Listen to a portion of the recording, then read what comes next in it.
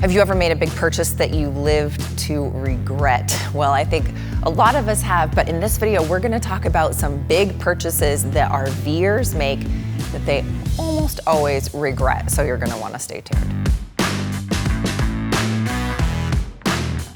Hi, my name is Charity, and my husband Ben and I have been living RV life for 5 years now. And part of the reason that we actually started this channel is because we wanted to be able to share with all of you and have you guys in the RV community also share with each other lessons that you've learned along the way, things we've learned along the way. We are all about wanting to save you money, save you time. And so in this video, we're gonna talk about some things we've done, but that also we've seen others in the RV community done that they have lived to regret. Number one is that big, huge camping membership. Now, we have some camping memberships, and there are some that we use, and there are some that we actually have found out that we haven't used much at all. So you're going to have to weigh out that big, huge camping membership and decide, is it gonna be worth the cost or not? Perfect example of this is the 1,000 Trails membership. We know a lot of full-time families that opted for the really big, huge, elite, whatever it's called, 1,000 Trails membership. A little bit about us. During our first 4 years of RV life, this membership didn't make sense for us because most of the places that we wanted to visit, there wasn't a 1,000 Trails park that was near enough for us to really feel like that would be worth it. Now, fast forward to where we find ourselves today with RV life, we did purchase a 1,000 Trails zone membership for the Southeast because we find that now we tend to stay more in that Southeast area, spending a lot of time in Florida in the fall and in the winter. And so we can stay at those campgrounds for free. It costs us nothing. So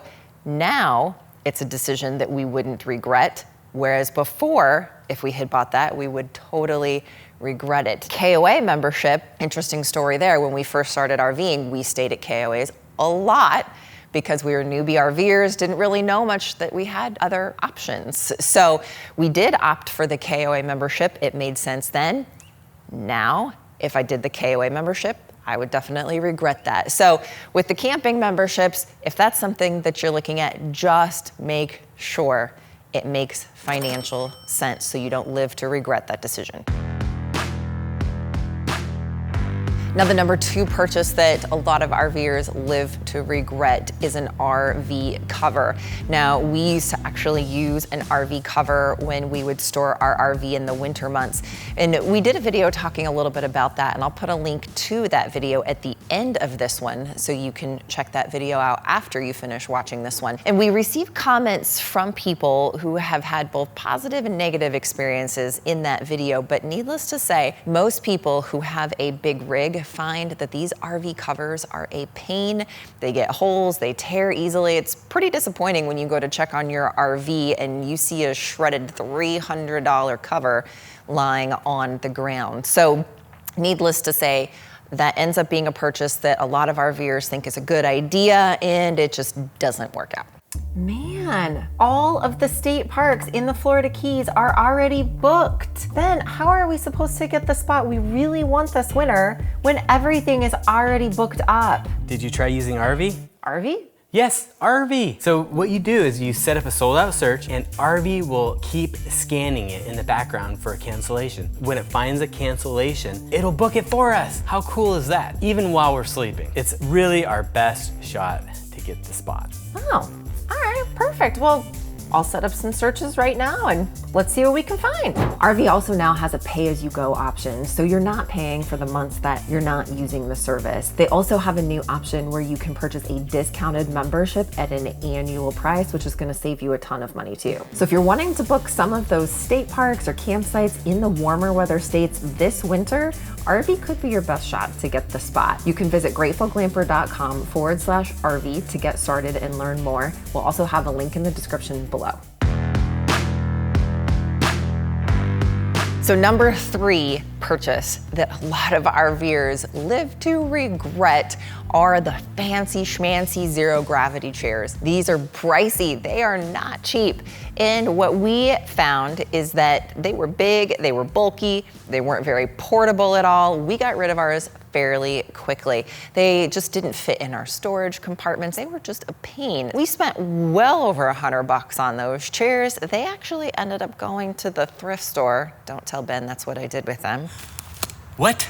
Are you serious? But they just didn't work out in practicality. And we've actually heard similar feedback from a lot of RVers, especially the RVers whose travel style tends to be where you move around every couple of weeks or so. So do yourself a favor, opt for a more inexpensive, nice chair that you could just throw in, throw out, something more portable than the larger zero gravity chairs. So number 4, purchase that RVers make that a lot of them end up regretting is purchasing a mattress topper to try to improve the quality of their stock RV mattress. Now, these mattress toppers, they're well over $100 for a decent queen or king size, and we literally threw ours out.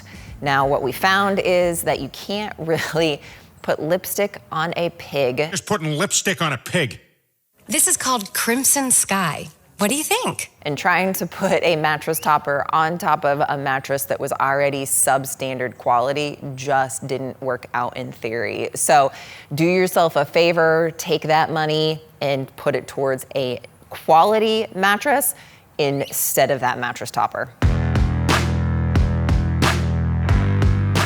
So the number 5 purchase that RVers make that they live to regret is purchasing a car dolly to tow a vehicle behind a drivable motorhome. These are not cheap. I mean, you're talking several hundred to even a couple $1,000s to purchase one of these. And we know from personal experience, they are a pain to use. Unlike a regular car trailer, you can't back them up. You have to completely disconnect them. You have to cart them off site if you're using a back-end space at a campground. And some campgrounds even want you to park them in a complete separate area.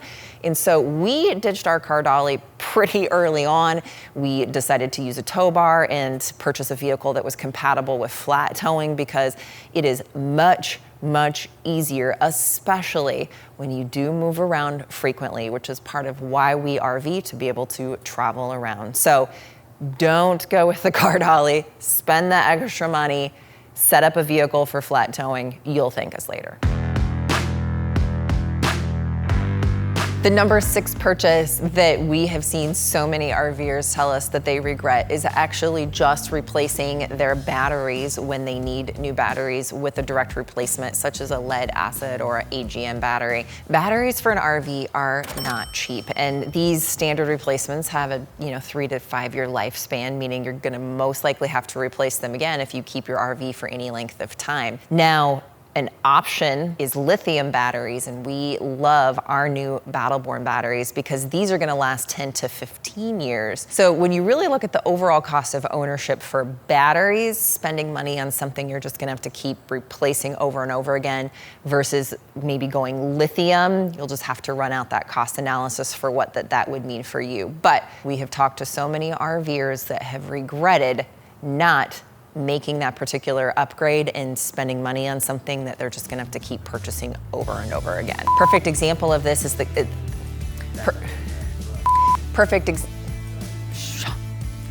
little bit about us during our 4th year. Okay, pause it. Oh my gosh, he's cute.